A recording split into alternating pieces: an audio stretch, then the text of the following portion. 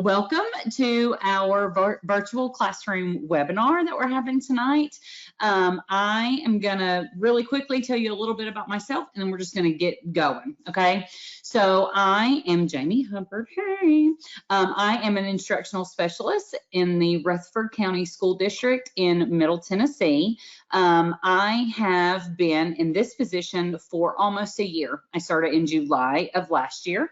And prior to that, I was in the pre-K classroom. I was in there for 13 years, spread out at different schools.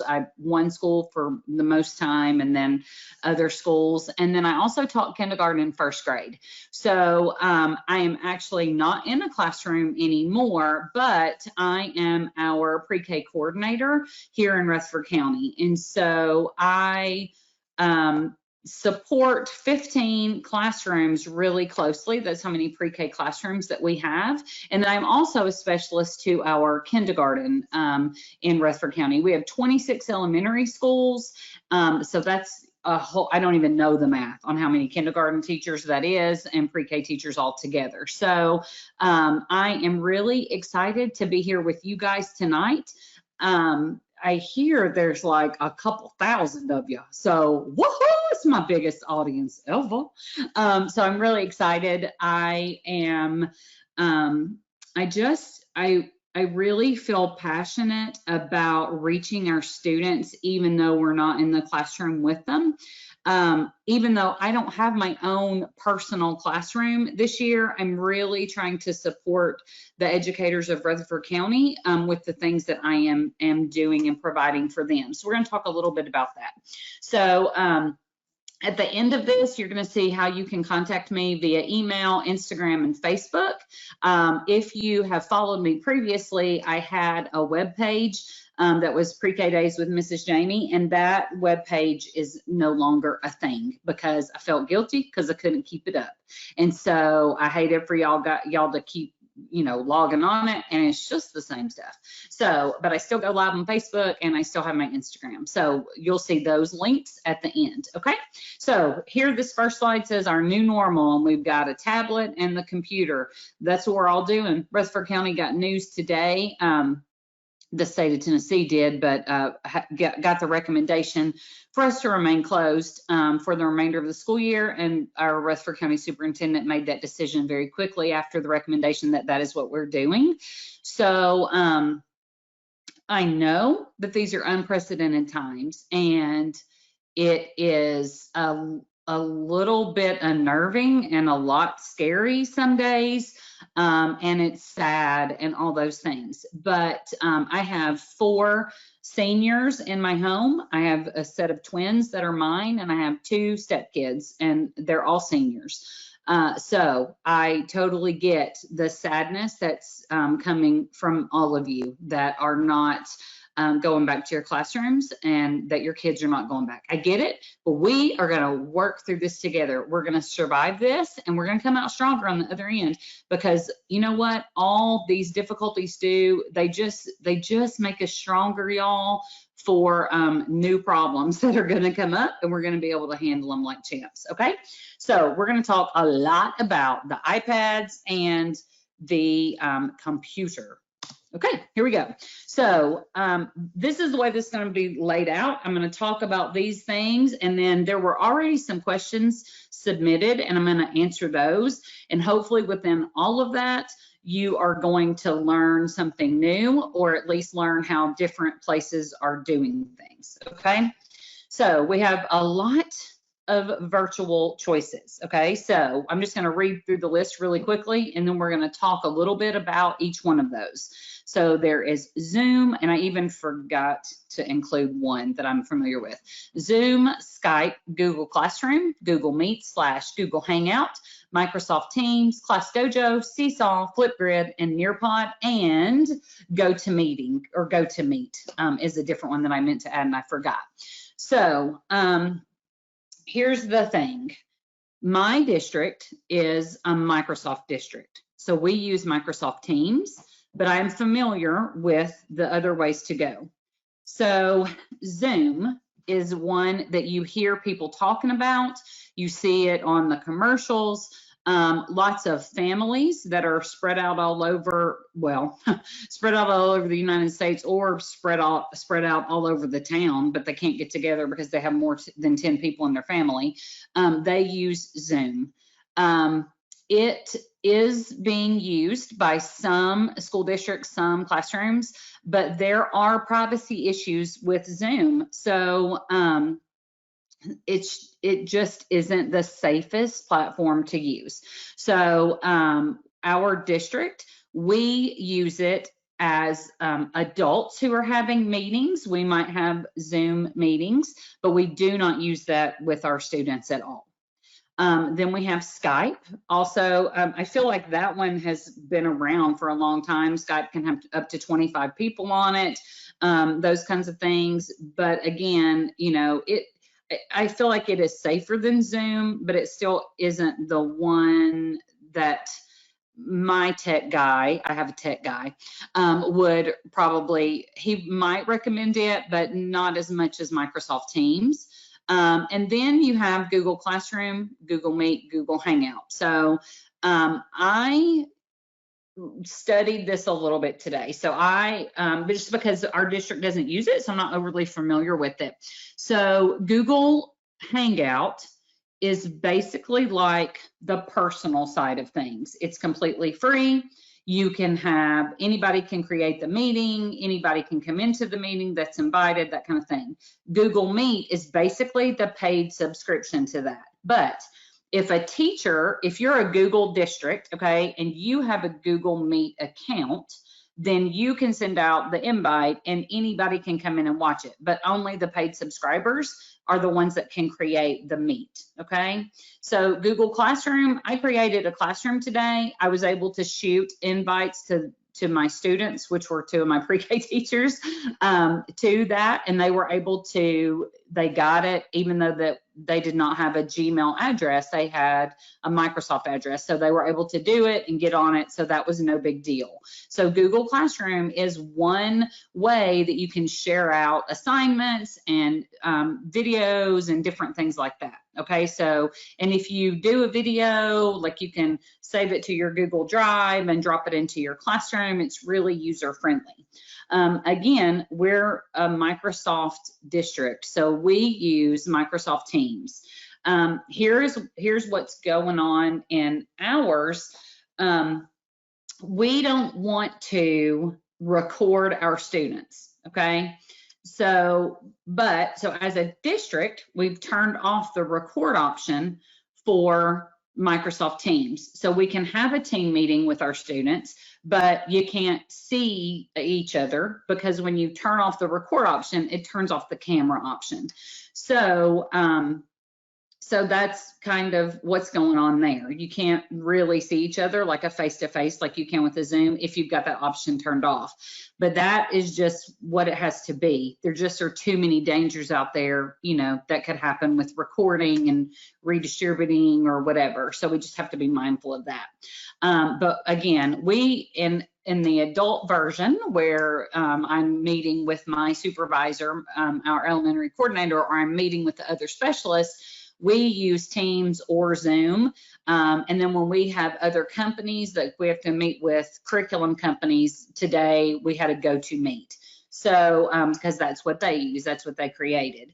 So when you're talking teacher to teacher, you're talking PLCs, you know, again, Zoom is okay, but you don't want your kids to be on it. I just don't feel safe about that. Now, I'm going to tell you, these last 4 are really what I see the most benefit out of, I guess. Class Dojo, Seesaw, Flipgrid, and Nearpod. Okay, so, and we'll talk about each of them. Class Dojo and Seesaw are similar. They're apps you create on your phone. You create a classroom. I'm more familiar with Class Dojo, but we do have people in the district that use Seesaw as well.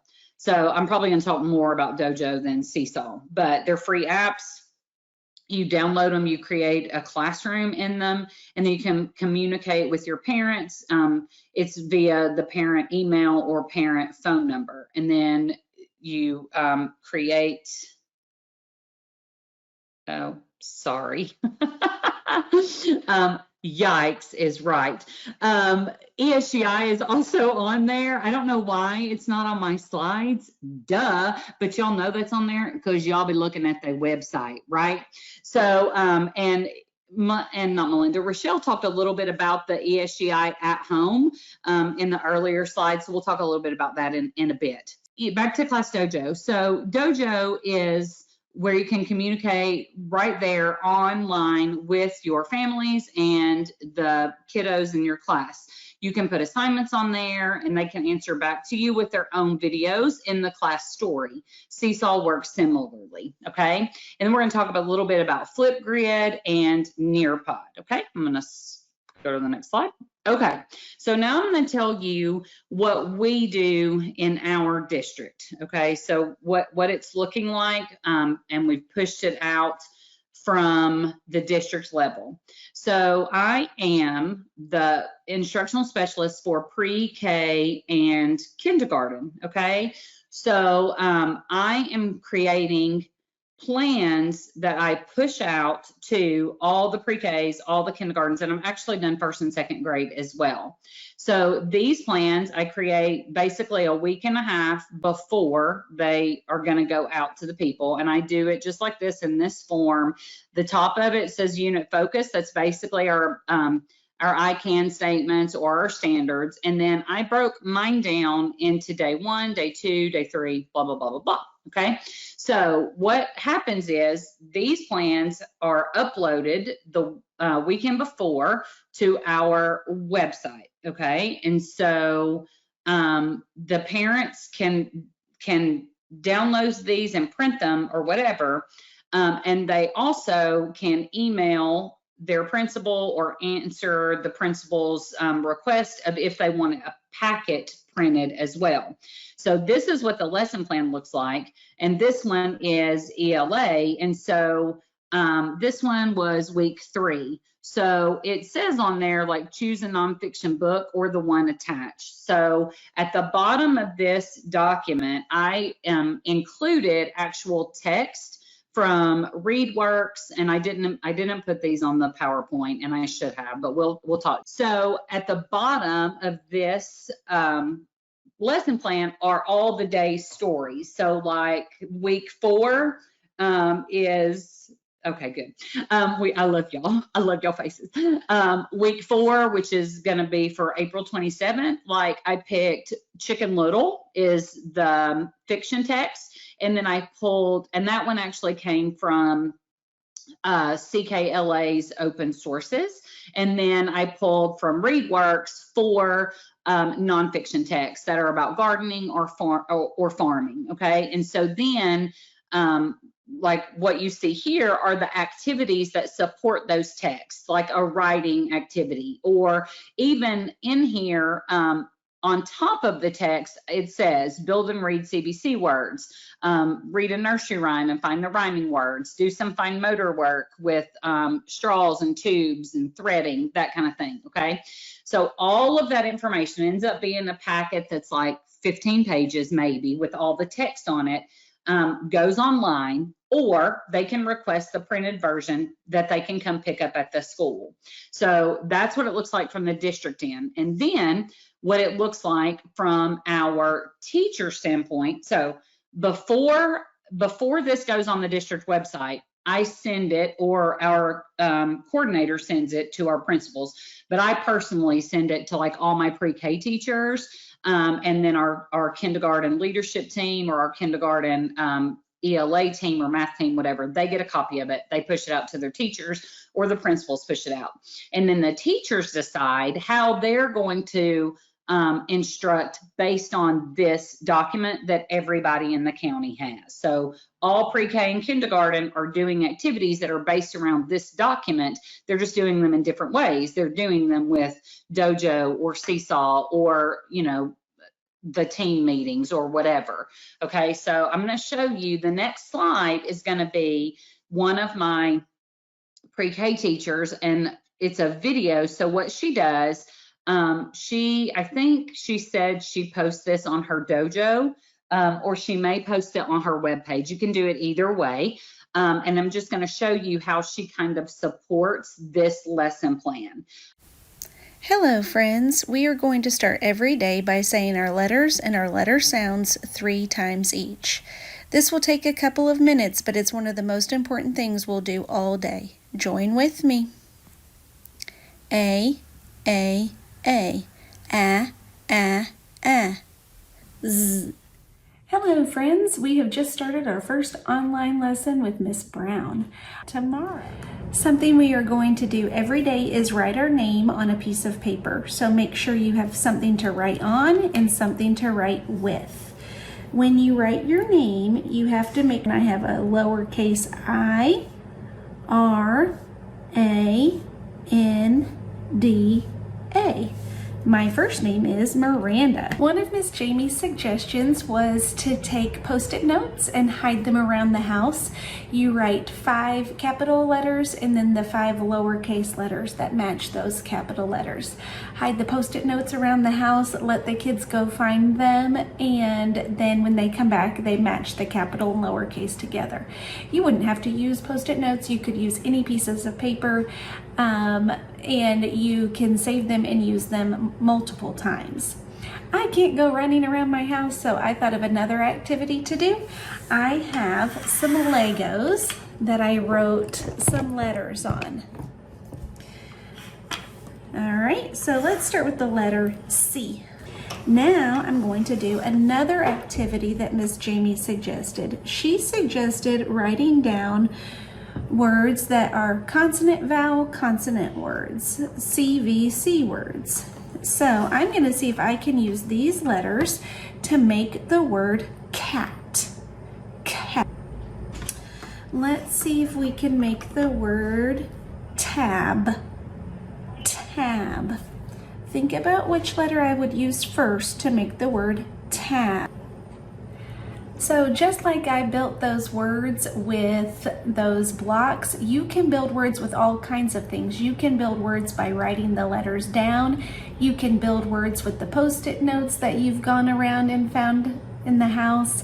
You can build words by writing the letters down on paper and then tearing them into pieces and then moving the letters around there.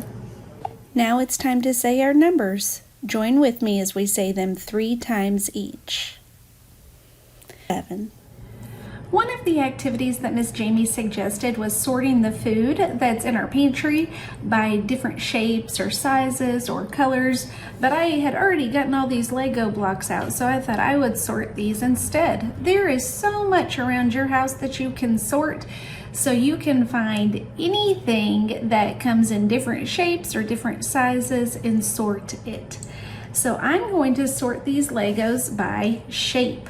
I have some Legos that are shaped like a rectangle. All right, so I had one big group of Legos and now I have 2 groups of Legos. I sorted by shape. So now I'm gonna find out which one I have the most of. We are going to do some math word problems. I need 5 Legos. I only have 2 Legos. How many more Legos do I need to make 5? All right, the next problem, if you remember the paper that you wrote your name on, you're gonna write your answer down on this paper. And then you're going to have Mom take a picture of it and send it to me on Class Dojo so I can see how you did. You ready? Your last problem is you have 5 Legos. If you take away 4 Legos, how many will you have left? Write your answer down. Have Mom take a picture of it and send it to me on Class Dojo. Hope that you guys had a great day. I know that I enjoyed teaching you today, and I will see you again tomorrow. This is what behind the scenes looks like on her kitchen table. Okay, so she's filming from home. So she's got all of her math activity stuff there. She's got some of her ELA activity stuff. Some of the stuff absolutely mirrors what I wrote in the district plan, and some of it is their activities that she came up with her own based on something else that was in the district plan, or something that she had already planned maybe to do in her classroom, and she's just doing it there. Okay, here's another behind the scenes look. And then here is the tripod that she's using, and it basically has like, it's like a selfie stick attachment, but it just holds her camera. And so she just aims it down, and it just shows exactly the table and what she's doing. Okay, so that's behind the scenes on what that looks like. All right, now the next part is Seesaw. Now, again, I did not use Seesaw as my mode of communication with my parents. I use Class Dojo, but this is my friend Bonnie, and she uses Seesaw. So it is an app, of course, and then she can send videos on it. She can even, like each kiddo has their own file where she had uploaded work for each file before, for each child before, those kinds of things. So that is what Seesaw looks like. So it's this little icon right here is the class, this is the family, but those are the Seesaw icons, okay? This is Class Dojo. So I know a little bit more about Dojo because that's what I used when I was in the classroom. And I actually reopened my classroom account a couple of weeks ago and became a member of my friend Miss Stephanie's class, so that I can read stories to her students, because she's one of my pre-K teachers and I've spent some time in her classroom. And so I am able to record onto their, I record it and then I upload it onto their class story, me reading a story, okay? So these are just some things. This is kind of what it looks like. This was my class, and I'm sorry, that every kiddo has a little monster, and you can use it for positive reinforcement. One of the questions that you guys submitted, it's one of the last questions, was what incentives do you use during this pandemic when we're working from home? So I know that my friend Miranda, who we were seeing the video of, she still uses Dojo points as kind of an incentive. Only positive points, of course. We don't do negative points in pre-K, just FYI. And negative points hurt my feelings anyway. I don't want negative points for anybody, but positive points only. So I know she was kind of using points like if you if you turn in your work, you get a point or whatever. So that is an incentive that she's using. Okay, but so that was my class. That's kind of how it looks. That's your class setup. And then those are the little points or whatever that are associated with them. That's from my old class. And this is Miss Stephanie's class. Now, I got on Miss Stephanie's Dojo today and looked at it. And let me tell you what I saw, okay? I saw her educational assistant or paraprofessional or whatever you guys call them, because you guys are from all over the place. We call them EAs, educational assistant. Her educational assistant was posting things that were academically driven as well, okay?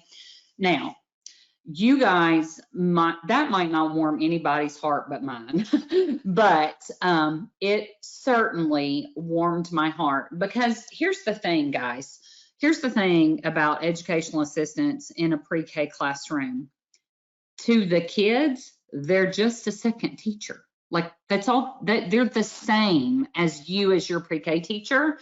Goodness knows they work. My EA, Shelly, I loved her. I worked with her. I mean, I still love her. I don't not love her. It's just because we're not working together anymore. But I worked with her. She was with me all of my years in pre-K, all 13 years or 12 years or whatever it was. And we were like sisters. And she, after the first 2 or 3 years we were together, if I thought it, it came out of her mouth. Okay, like, or vice versa. So, I think what I'm trying to say is the fact that Stephanie made Miss Kim an equal partner in this classroom and in this dojo, that makes my heart happy. Because you know what? It would be fine if Miss Kim was just shooting out, hey guys, I miss y'all. But she's not. She is doing math activities and ELA activities, and she is doing the work of a teacher. And so I don't know that Miss Kim is watching. She may not even know this, or if Miss Stephanie is, but I am just so proud of both of those ladies for doing that and staying connected to their kiddos. Because you know what? Those kiddos miss both of them. They don't just miss one or the other. So I love this. So a bird nest, basically, if y'all can't see this close up, a bird nest had fallen onto her sidewalk. So she took fake eggs and peeps and did a math story with that. And then the next one, I'm not sure if y'all can see me. I'm pointing to the things you're looking at. She just took her house numbers and did a math activity. The next video is Miss Stephanie. She just did a video of her reading a book. And you can do the same kind of things with Seesaw. Okay, I just know more about Dojo, but I just love. Okay, you see, I love that they just did that. I know they're not the only ones doing that. Okay, I know it, but I saw them. Okay, so I just love it. It just made my heart happy. Okay, y'all. Okay, let's move on. Okay, so here is Nearpod. Now, here's the thing about Nearpod. You have to have a subscription to it. Rutherford County, for you Rutherford County people out there that don't know this, we all got a Nearpod. Okay. So I have not used Nearpod in a lot of years. I used it when I taught kindergarten. I did not use it as much when I taught pre-K, but we have a wonderful tech savvy teacher in our pre-K group. Her name is Nikki, and this is her Nearpod. So I'm going to click on the link and I'm going to let you guys see that, and just there's no sound associated with this one. So I hope that it just, first of all, how fancy is it that like I can click on this and make this happen and you guys can still see my face? What? I'm telling you what, it's fabulous. Okay, it's coming. I promise it's coming on here. Hang on. Okay. All right, let me X out of that. Okay, so here's her Nearpod. So here is oh, there I am again. Hi, me. Okay, so here's what it is. The question, how many more emojis do you need to make 5? And here's our standard. And so it's all about making 5. So then click next. All right, so then here's the question again. You're going to circle the correct answer. Okay, so then I got 2. How many more to make 5? It's right there. There's a way for you to draw it on the background. Of course, I'm in this, so you can't. But so then, like, she does the whole thing about making 5. Okay. How many emojis do you need to make 5 here? And it's just the 1. Okay. Close that. Close. And she just goes through. It's just making 5, y'all. Okay. Let's see. I don't know why I can't. I cannot make it draw, but it's okay. You can do it. You can figure it out. Okay, so there is that. That is a Nearpod. Okay, so you can do your math. Nikki does her math lessons with these. She puts them out. Now, here's the cool thing about it. Here's what I am loving about this. So Stephanie did not have her Nearpod account set up or had not made any. So Nikki, in all her fabulousness, shared this Nearpod with all of us, and Stephanie was essentially able to take the link to the Nearpod, post it on her dojo, and then her students had the Nearpod too. How fabulous is that? Fabulous. Okay, so I know that, like, first of all, I didn't even ask anybody how long this thing was supposed to last. So I'm just going to go through these questions. I spit a little, sorry. At least you're not here because that could carry COVID. Okay, so I'm going to go through these questions and we're almost done. And I hope you guys have enjoyed yourself. Let's go through the questions. We're going to learn a little bit more and then we're going to go from there. Okay. So first question, are you going over typical small group ideas for when we are in the classroom too? No, I'm not. We're going to talk a little bit about small groups in this very next question, but it's not regular small group ideas for when we're in the classroom. Next question, how could this apply to small groups? Okay, so I thought about this today, y'all, and I came up with something, okay? So here's my idea. If you're using Dojo or Seesaw, for sure, but also if you're using Teams or any of the other ways that you're communicating with your parents, okay? Let's talk about it with Dojo or Seesaw. So on there, you can only send messages to certain people. You can send it to your whole class, or you can select certain ones. So if you have grouped your students based on the data from ESGI, see what I did there? Based on your data from ESGI, you have created groups within your classroom. Then you can just click on those kiddos and you can send them a Nearpod that is specifically for them. Like if your ESGI data has shown that you have a super high group, you got 3 kiddos that are super high, like they're past their pre-K, even kindergarten standards, they are, area, they're ready for first grade work, right? You create a Nearpod that's just for them, or you create a Flipgrid, which I did not talk about because I left that slide out. So Flipgrid is for free. I'm sorry, what did you say, Jamie? I said Flipgrid is for free. So it used to not be, but it is now. So Flipgrid is basically where you create a Nearpod type question, like you do, like Nikki did with that Nearpod. So she said, how many more emojis to make? 5. So you would put that on the first part of the Flipgrid. Okay. Oh, 1 hour. Okay. Thanks, Melinda. So you would put that on the Flipgrid, okay? And then your Flipgrid, like basically your students shoot the answer back to you. They can do a picture or they can do a video, and it's basically like a back and forth. It's like a conversation via the internet, okay?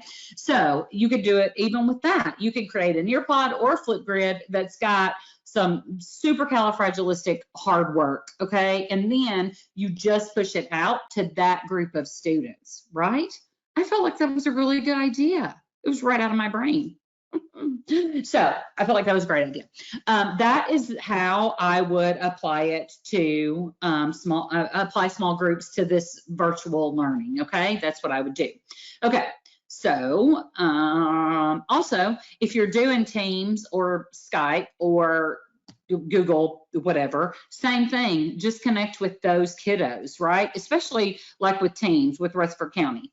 If you have a group that like this gap in learning is going to be bigger for them than it is anybody else, okay? Because they already were struggling learners.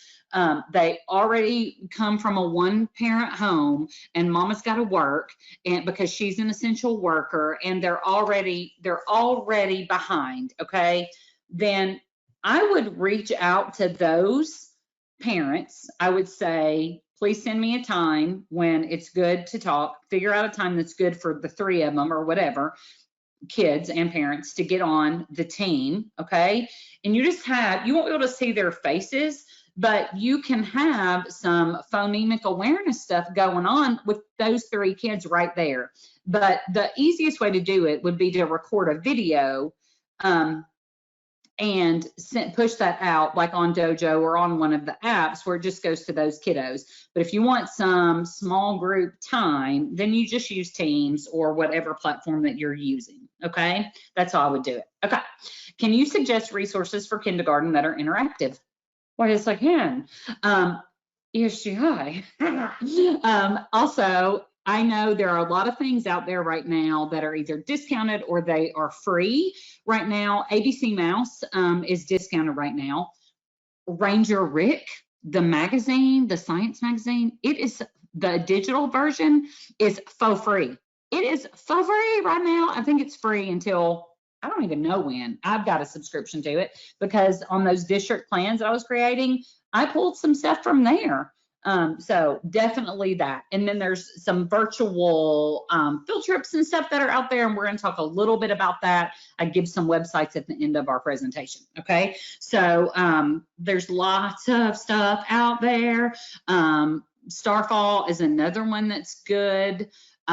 Sesame Street has great interactive games on there for the littles. Okay, next one. How can we reach families that do not have technology? Okay, so in my opinion, this is a district by district situation. Okay, Rutherford County, we have what's called, like, I don't know actually what it's called. It's like a phone call that goes out to all the parents. It has a name. I just don't know it right now.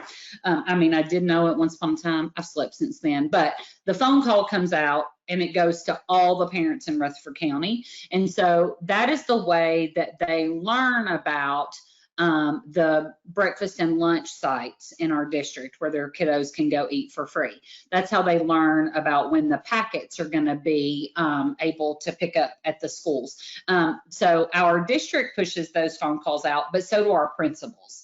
So the principals make a phone call and it goes out to all the parents. So for the parents that do not have technology, they need a packet. I mean, there just really is not any other way to say it. They need a paper packet. So in my opinion, districts should be creating that. And it needs to mimic what's going on with what we're pushing out in the technological area. Okay. Is Zoom safe? How can we do online learning with Kay? What if parents are working? Okay, is Zoom safe? We kind of talked about that. It can get hacked in. So no, I wouldn't use it. I hate to be killing Zoom like that. I wouldn't use it with students. You can use it for teacher PLCs. I'd be careful with students. How can we do online learning with Kay? Okay, we talked about that. That's what this was about. Okay, and what if parents are working? Okay, here's the other good thing to me about Dojo, Seesaw, those things. You can, my girl Miranda, my girl Bonnie, they record their videos like all on a Sunday afternoon, and then they push them out each day of the week. And then they live in that story on Seesaw or on Dojo. So the parent doesn't have to watch them live. Okay, they can go back and watch it anytime when they get the chance. Okay, so that is what I feel like is the best way to handle it. If parents are working from home, you know, bless them. I mean, I'm working from home, but my children are big. So the parents with the littles, if that's y'all, bless y'all soul. Okay, so that's what I would do. I would pre-record it, I'd push it out on one of those apps, and then it lives there and they can go back to it whenever they want. Okay. All right. What is the easiest way to begin, even especially if you are shy about being on video? Okay, y'all listen. I am not sure if you guys have recognized I am not shy about being on video. Here's the thing, my love bug who sent this question in. This is the time we're living in, boo. You just gonna have to do it, okay? I don't know who you are. I don't know, because it did not say. You could be, 26, fresh out the college gates, and you're just shy. You could be 43 and you just have never liked to talk to grown-ups, but you're fine talking to a group of kids. I get it. Unfortunately, the time that we're living in is right here. Let me tell you something. When this all started, on April the 16th is that right? 13th, 16th, I went to work for the last day. The 17th is when I started working from home, not April, March 17th, I started working from home. The first Zoom meeting or Teams meeting that I did not turn the camera on because my hair was in a clip. It was like this, and I did not have on any makeup. And truth be told, I probably had pajamas on. So I didn't do it. I only put on makeup yesterday and today because I was sitting in on some meetings that I felt like they needed to see my face, and it needed to not be like this. Okay. So here's the thing. We're all doing it. So if you're uncomfortable about it, I don't get it because that's not how I'm put together. But I do have friends that it is uncomfortable for them. Just know everybody is doing this. The other way that you can do it where you don't show your face is to create a PowerPoint and talk over it. It's called, it's got a name too. It's got a name. It'll come to me. You can record over it. What is that called? I don't know. Melinda, if you know what that's called, text me. or if James does, y'all text me. It's just where you record your voice over a PowerPoint. So you can do that. You can just take pictures of your lessons and then you can put them onto PowerPoint and record over it. Hang on, she's telling me. Screencast, but there's another name too. That's one of them. Screencast is one of them. Gosh, I can't remember the name, but there's a way to do that. Okay, so here's the thing too, this precious person, I hope they're watching. And I really hope they're not Southern so that I sound really funny to them while I'm giving all this advice. The other thing is, once you do it once or twice, it's going to get easier, okay? And it's much easier when you can't really see yourself. Like, I can't really see myself right now because my picture dropped down there. And like when I can see myself, like I am in my hair the whole time. So when you can't see yourself, like I'm thinking I look gorgeous right now. So it's fine. Everybody likes it. It's good. Okay. So do it a couple times. You'll completely get used to it. It's fine. It's fine. It's the world we live in. Okay. Okay. How can students or parents access things from home? Their phone. Here's the thing. A lot of them don't have computers, and I get that, or they might not have a tablet, but they might have a phone. The problem is, again, you might have 4 kids in a family and 1 phone. Then there again, if you do Dojo or Seesaw or whatever like that and just load it on there, it's there, it lives there, they can go back to it, okay? Are there any video conferencing websites that are HIPAA compliant or a bit more secure than Zoom? Yep, Zoom, Teams, and even the Google stuff is more. My tech guy, his name's Matt Brown, he's married to Miranda Brown. He says that anything put out there by Microsoft or Google are safer than Zoom. So you go with any of those, okay? And Google tells you on there, like, not the whole thing is secure. Like when you have a Google Meet or a Google Hangout, like there's a couple minutes, this is what I read today, there's a couple minutes at the beginning and a couple minutes at the end that, you know, might be iffy, but the rest of it is good, okay? Now, let's see. Will your practices fit in Google Classroom? Yes, I think that you see that they will. How can online learning be more fun? This one came with, there was some more to this sentence. It was like, we've already set up e-learning. How can it be more fun? Let me tell you something. Let me tell you about what could be more fun right here, Hunty. Okay. All you got to do is add some props. Now, my original idea was to bring in some puppets, and I had found this dog toy that looked like a fox, and I was going to do a retail of Little Red Riding Hood and show you how fun it can really be. But I can't find that bag. So because my son came home from college, and so everything that was in that room has now been put in a different location. So all I could find was my Halloween box. So there it is, more fun, okay? It is as fun as you make it, my boo girl, or boy. It could have been a boy that I said. I don't know. I feel like it was a girl. Anyway, so, okay, you make it more fun. You do it. Have a dance party. It's fine. What is the best tool for remote learning with special needs students? Okay, so let me tell you what our special needs teachers of students with special needs. I think that's the right way to say that, what they're doing. So that district-wide website that I'm sending out, they're taking that and they are creating, I think she created a Sway, or maybe it was a Nearpod to go to it. It's whatever.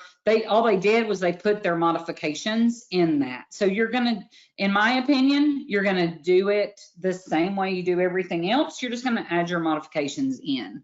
So that's how our SPED pre-K team is handling it, okay? How many years have you been doing virtual classrooms? This one. And by this one, I mean like this one, 3 weeks. Don't be disregarding it though, because I write a good plan and I love to be on camera. You put those two things together and it's fabulous. And ESGI is fabulous. I lost my spots. How to reach kindergarteners better and encourage parent communication. Okay, So dojo seesaw, dojo seesaw, dojo seesaw. So that parent communication, that's originally why I even got on dojo. But here's the deal, like my girl Miranda, she is pushing, thank you. She is pushing out these videos every single day. She got like 5 kids watching out of 20. I don't know the trick to that. Because here's the deal. Everybody is overwhelmed, okay? We all are. We are, as educators. Oh, I felt like I might cry a little. I'm not doing that. We are as educators, but man, our parents are overwhelmed, y'all. They are overwhelmed. I still might cry a little. Sorry. When I think about the parents in the last class that I had, which was last year, and I think about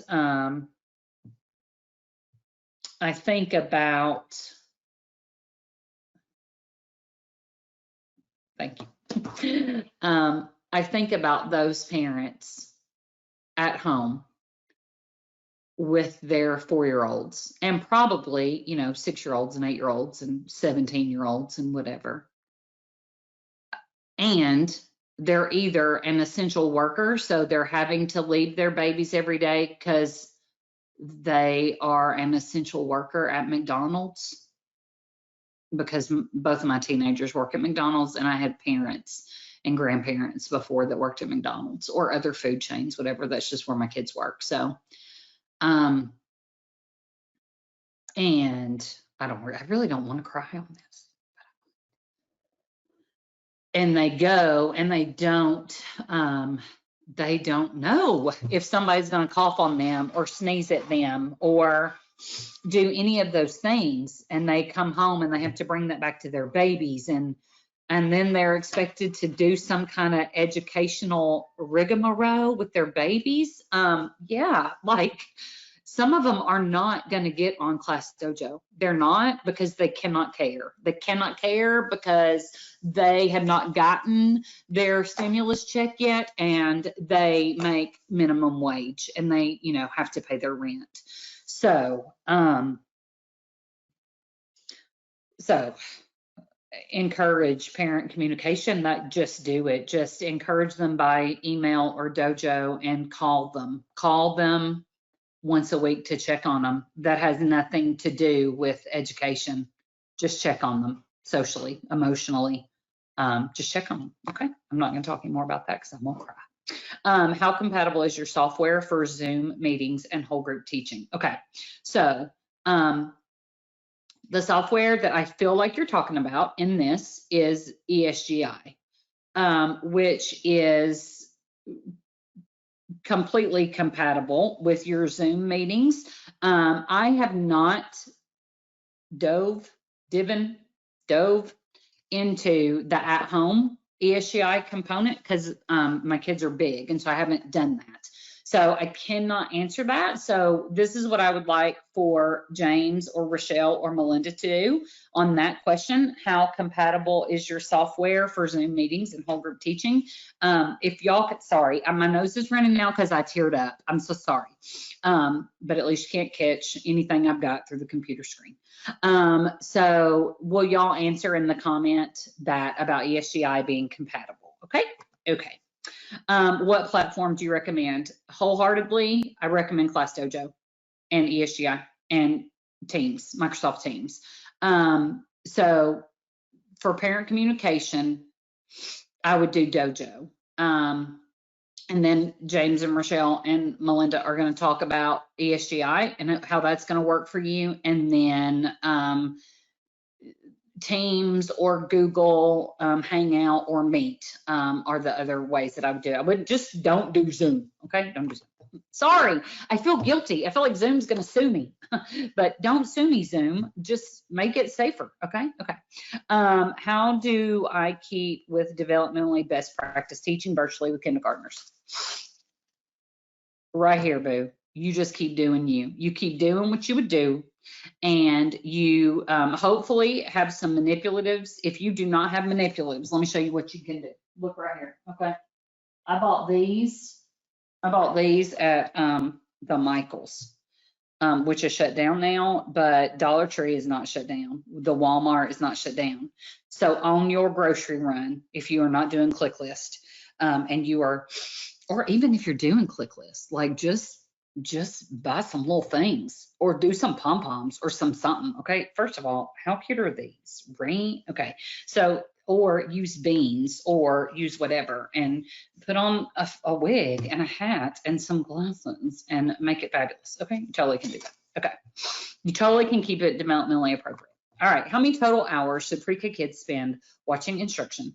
Okay. And doing other online activities. Okay. So our virtual learn. So our teachers have been instructed to do no more than 30 minutes of online instruction a day.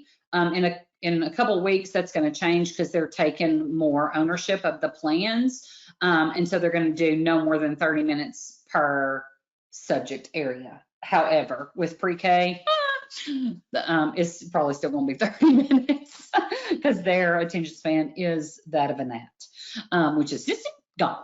So I would bust up my videos through the day, or do like one 20-minute one a day. I just would do it that way. Like read a story here in the day, talk about if they're going to respond with writing, and then go back later and do a math video, something like that. Keep it short. I would do no more, absolutely no more than an hour of that a day. I wouldn't. I just wouldn't. Okay, that's my opinion.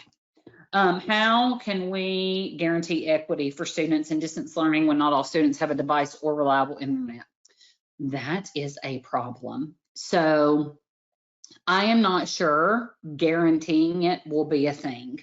I'm just not sure it will. The closest you're going to come is getting the packets to the parents. And here's the thing about mailing them or dropping them off. Then you are taking some ownership of, like, if you get them sick, then you're liable. You're not ownership, you're having some liability there. So it really needs to be more about like you creating them and them coming to get them from the school level, if that's something your district can do. See, that's the thing. All of this is per your district recommendations. So know that anything I'm saying, like you got to keep in mind what your district's okay with and not okay with. Okay, so just keep that in mind. The guaranteeing the equity, I'm just not sure you can do it unless your district is completely gone online and they're taking and they're doing that kind of stuff.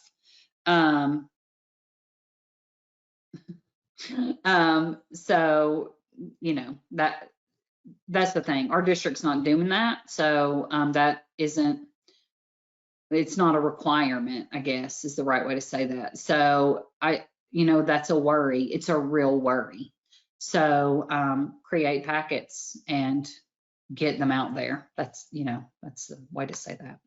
Okay, last, what do you use for incentives? We talked a little bit about this when teaching virtually. So the dojo points, I don't know, man, I would do some invisible, not invisible, non-tangible incentives. Like if 5 of you guys answer my Nearpod question, I will wear these purple witch glasses for my entire next lesson.